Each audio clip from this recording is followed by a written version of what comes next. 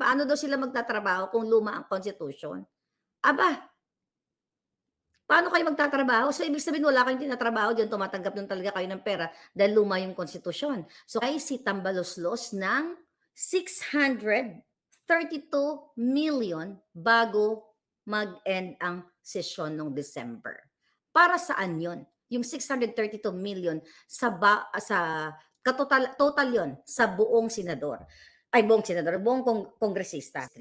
So, yung 632 million, which is 2 million pesos each bawat congressman, mga palangga, ay binigay ni Tambaluslos sa lahat ng kongresista bilang suhol. Samantalang tayo hirap na hirap, tayong mga OFW kakakapadala ng ating mga remittance. Kayo dyan sa Pilipinas, hirap na hirap kayo magtrabaho. Taxes nyo to, remittance money natin to. Ipinamigay lang sa mga buwaka ng Jenimes na mga kongresista. Ito nga mga kababayan, bago natin ituloy ang video na ito, kung bago ka lang sa aking YouTube channel baka pwede makahingi ng like at subscribe at click mo na rin ang notification bell para updated ka sa aking nilalabas na bagong video. Salamat po. Yan. Dito, maluloka kayo. Okay? Let's talk about People's Initiative. Di ba, December 12 o 13 dyan sa Pilipinas, pinag-usapan ni Tambaluslos nila dyan sa Kongreso para magkaroon ng pagbabago o pagbabago ng ating konstitusyon o charter change. Ngayon, mga kababayan,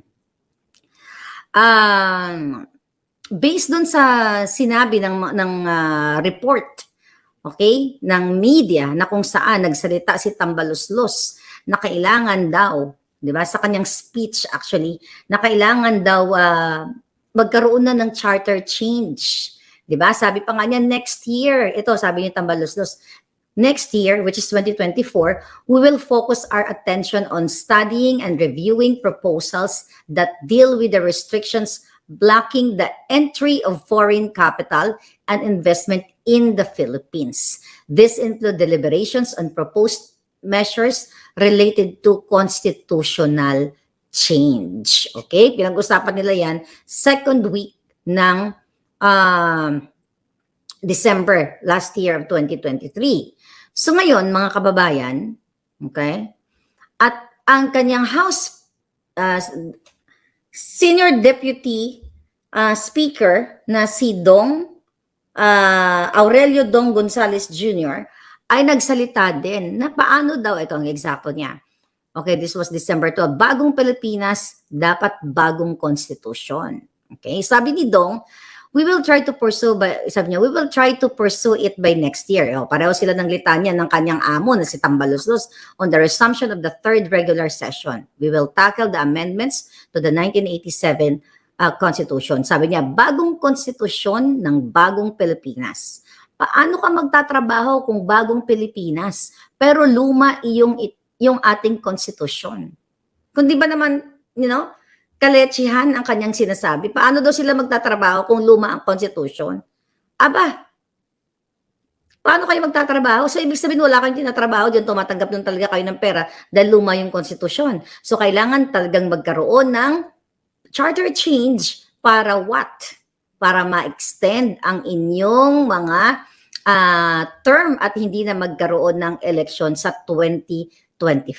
Okay, sabi pa ni Dong, our objective is bagong konstitusyon ng bagong Pilipinas. Okay, yan ang kanilang objective. Mga kababayan, bagong Pilipinas, bagong pulboronik, bagong pangangamkam, bagong pambababoy, bagong pagpapahirap sa Pilipino, bagong pagtataas ng sobrang taas na presyo ng mga bilihin sa Pilipinas. Samantala, okay, tama yung ibang mga senador na nagsabi na ang issue kung bakit gusto nila magkaroon ng charter change at gagamitin nila yung People's Initiative, okay, ay para i-extend ang kanilang term limits. Ngayon mga palangga, ayon sa ating puting ahas, di ba? Namigay si Tambaluslos ng 632 million bago mag-end ang sesyon ng December. Para saan yon? Yung 632 million sa total yon sa buong senador. Buong kongresista. So, mayroong, based dun sa ni-research natin, na mayroong 316 seats, okay, sa Congress.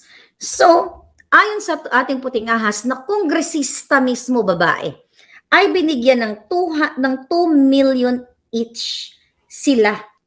Okay? 2 million each para isulong yung People's Initiative next year. Kasi 'di ba?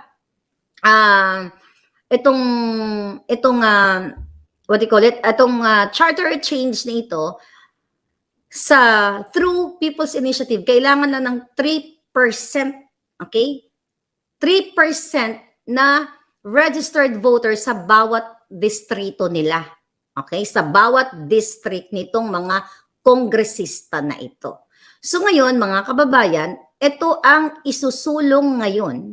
Okay? Isusulong nila ngayong pagpalit nila sa January 2022, mga palangga. So isa sa paraan para mapalitan ng bonggang-bongga ang ating maratify, okay, ang konstitusyon ng Pilipinas ay sa pamamagitan ng People's Initiative na kailangan lamang ng 3% na total ng registered voters sa kanilang mga distrito. So yung 632 million, which is 2 million pesos each bawat congressman, mga palangga, ay binigay ni Tambaloslos sa lahat ng kongresista bilang suhol.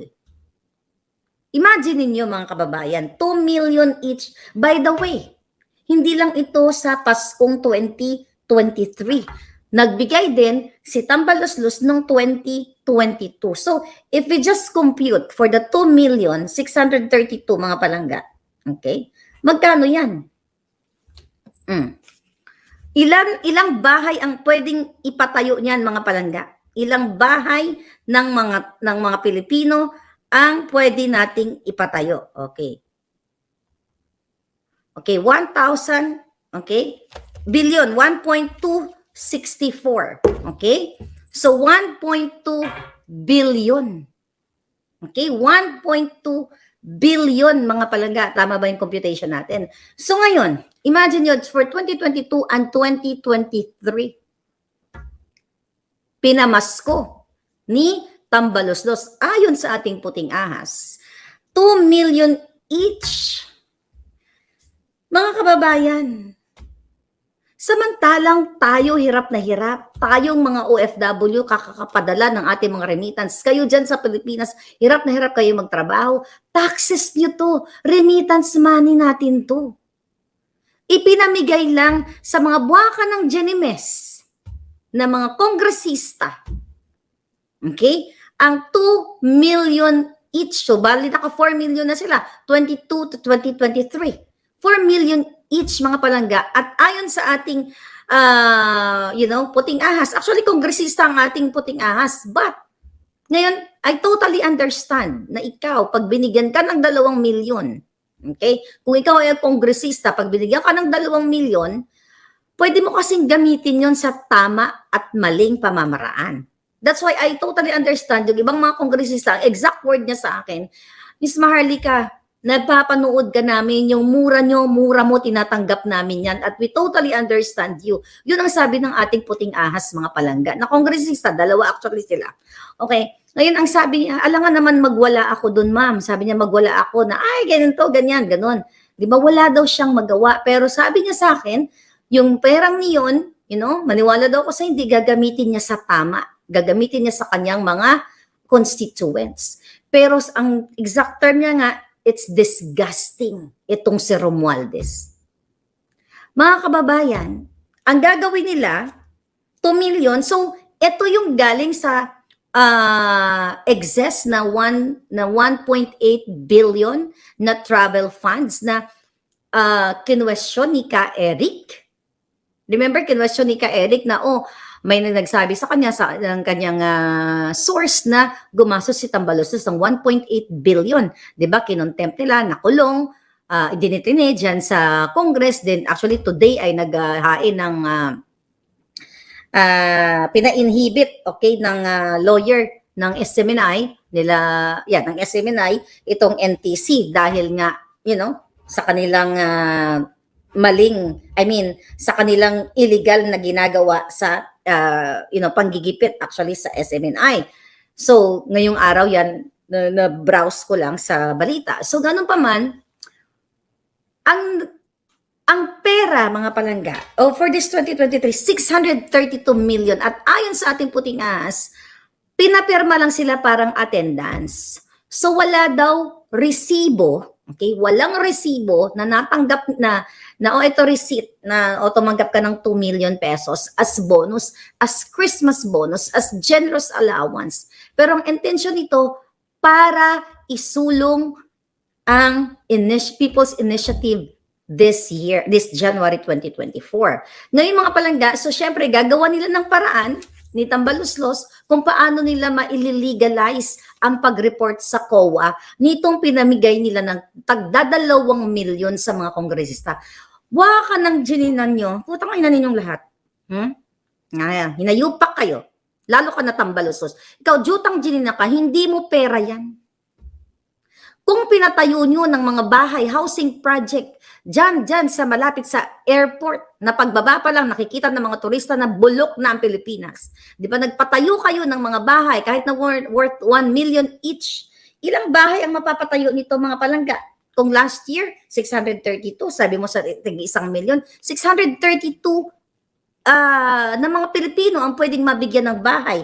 Then ngayon, 2023, 632, that's 1,000 mahigit na kabahayan. Nakita ninyo? Ang yayaman na ng mga jutang genimes ng mga kongresista na yan. Nagkakaroon sila ng mga cut sa mga project, tas bibigyan pa ng bonus? Kung nagustuhan mo ang ganitong video, huwag kalimutan ang magkomento kung ano ang saloobin mo. Salamat po.